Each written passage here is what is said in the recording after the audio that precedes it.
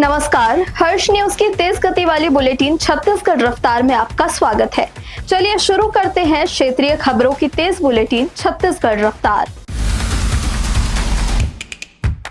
बलौदाबाजार जिले के कसडोल विकासखंड में शाला प्रवेश उत्सव कार्यक्रम में सांसद प्रतिनिधि का पहले स्वागत करने पर कसडोल के कांग्रेस विधायक संदीप साहू भड़क गए और प्रोटोकॉल तोड़ने के विरोध में कार्यक्रम छोड़कर चले गए। इसका वीडियो भी सामने आया है। विधायक का कहना है कि शिक्षा विभाग ने सांसद प्रतिनिधि संतोष वैष्णव का पहले स्वागत किया, जबकि प्रोटोकॉल के मुताबिक विधायक का स्वागत पहले होना चाहिए था। छत्तीसगढ़ में पिछले 2 दिनों में कोविड के 22 नए मरीज मिले हैं। इनमें बुधवार को 8 और मंगलवार को 14 नए मरीज मिले हैं। बुधवार को दुर्ग बिलासपुर में 2 मरीज मिले, वहीं दंतेवाड़ा और राजनांदगांव में 1 मरीज मिले हैं। इससे पहले मंगलवार को कोरोना के 14 नए मरीज मिले थे। इसमें रायपुर के 8 और दुर्ग के 3, सरगुजा के 3 और बिलासपुर के 2 मरीज हैं। कोविड अब तक प्रदेश के 10 जिलों में फैल चुका है। कुल 139 मरीज अब तक मिल चुके हैं। छत्तीसगढ़ के धमतरी जिले में एक तेज रफ्तार कार ने सड़क पार कर रहे ट्रक ड्राइवर को जोरदार टक्कर मार दी, जिससे उसकी मौके पर ही मौत हो गई। टक्कर इतनी जोरदार थी कि ट्रक ड्राइवर 30 फीट दूर जा गिरा। टक्कर से उसकी एड़ी टूट गई और मौके पर ही उसकी मौत हो गई। कार इतनी तेज थी कि पलक झपकते ही गायब हो गई। यह हादसा देर रात भखारा थाना क्षेत्र अंतर्गत रायपुर धमतरी मार्ग पर हुआ। छत्तीसगढ़ के कोंडागांव जिले में शासकीय स्कूलों के मध्याह्न भोजन की गुणवत्ता सुनिश्चित करने के लिए विशेष पहल की गई है। खाद्य एवं औषधि प्रशासन विभाग ने पोस्टेक प्रशिक्षण कार्यक्रम के तहत जिले के 203 रसोइयों को खाद्य सुरक्षा का प्रशिक्षण दिया है। प्रशिक्षण में कोंडागांव, फरसगांव, माकड़ी, केशकाल और बड़े राजपुर विकास खंडों के रसोइये शामिल हुए। खाद्य अनुज्ञप्ति और पंजीयन की जानकारी दी गई। साथ ही खाद्य सामग्रियों की स्वच्छता और जल की शुद्धता पर विशेष ध्यान दिया गया। मत्स्य पालन के क्षेत्र में छत्तीसगढ़ के कांकेर जिले ने एक नई मिसाल कायम की है। कांकेर ने न केवल मछली बीज उत्पादन में बल्कि देश के कई राज्यों में मत्स्य बीज की आपूर्ति के मामले में राज्य के अग्रणी जिले के रूप में अपनी पहचान कायम की है।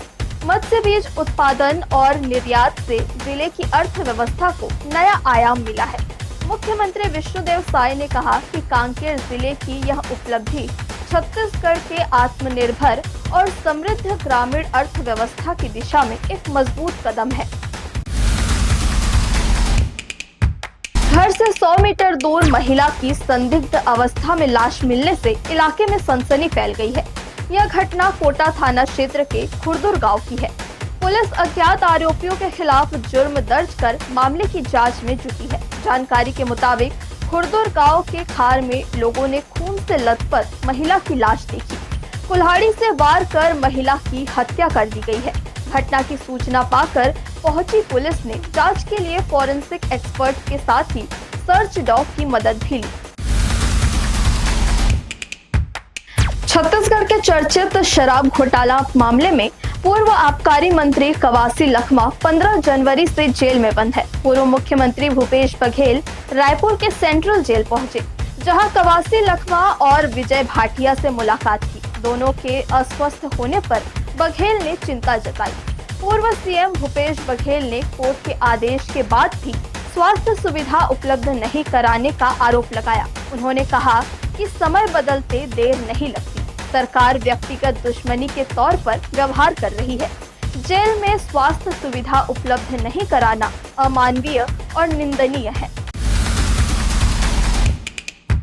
छत्तीसगढ़ में वक्फ बोर्ड की करीब 500 करोड़ रुपए की संपत्तियों पर अतिक्रमण और फर्जी रजिस्ट्री के मामले की सीबीआई जांच कराई जाएगी। वहीं वक्फ बोर्ड की संपत्तियों पर किए गए अतिक्रमण पर बुलडोजर कार्रवाई भी की जाएगी। इसके लिए वक्फ बोर्ड जल्द सरकार को प्रस्ताव भेजेगा। ये बातें छत्तीसगढ़ वक्फ बोर्ड के अध्यक्ष सलीम राज ने कही।